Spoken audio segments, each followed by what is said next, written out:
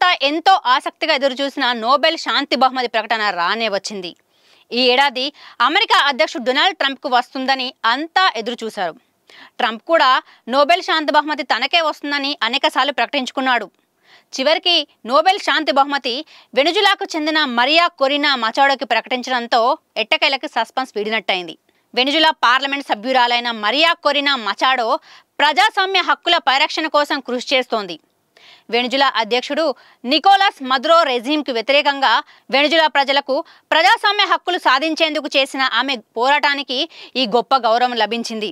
ఈ నోబెల్ శాంతి బహుమతి వెనుజులాలో పాలనను నియంతృత్వం నుంచి ప్రజాస్వామ్యం మళ్లించే క్రమంలో మరియా కొరినా మచాడో సాధించిన ఓ మైలురాయిగా చెప్పవచ్చు. 1967 అక్టోబర్ 7న కారకస్లో జన్మించిన మచాడో ఇండస్ట్రియల్ ఇంజనీర్గా తన ఉద్యోగ జీవితాన్ని మొదలుపెట్టింది. 2010లో జాతీయ అసెంబ్లీకి ఎన్నికై రికార్డు ఓట్లతో గెలిచి మదురో రెజిమ్లోని అవినీతి, మానవ హక్కుల ఉల్లంఘనలు, ఆర్థిక సంక్షోభాలను బహిర్గతం చేసి సంచలనం సృష్టించారు. 2014లో రెజిమ్ ఆమెను అసెంబ్లీ నుంచి బహిష్కరించగా సెంటర్ రైట్ పార్టీని స్థాపించి దాని జాతీయ కోఆర్డినేటర్గా పనిచేసింది.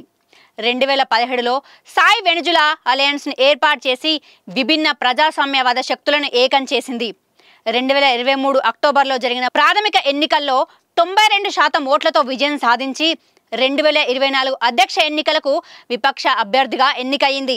అయితే ఈ ఎన్నికల్లో మచాడోకి భారీ మెజారిటీ వచ్చినప్పటికీ ఆమె వ్యతిరేకులు ఏకంగా ఆమె అర్హతనే రద్దు చేశారు. దీంతో 70% మాత్రమే ఓట్లు సాధించిన మదురోనే మోసపూరితంగా గద్దెనెక్కగా మచాడో అజ్ఞాతంలోకి వెళ్ళింది.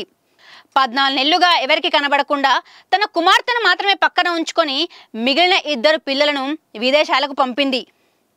మచాడో అసమాన పోరాటానికి ఈ ఏడాది సాఖరోవ్ బహుమతి, వాక్లావ్ హవెల్ మానవ హక్కుల బహుమతి, జెనీవా సమ్మిట్ కరేజ్ అవార్డులు లభించాయి.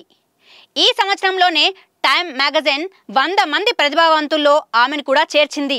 వీటన్నిటితో పాటు ఇప్పుడు నోబెల్ శాంతి బహుమతి కూడా మచాడోనే వరించింది. మరోవైపు ఇన్నాళ్ళు తనకే నోబెల్ శాంతి బహుమతి వస్తుందని ప్రపంచ దేశాల ముందు జబ్బలు చరుచుకున్న డొనాల్డ్ ట్రంప్కు భంగపాటు కూడా తప్పలేదు.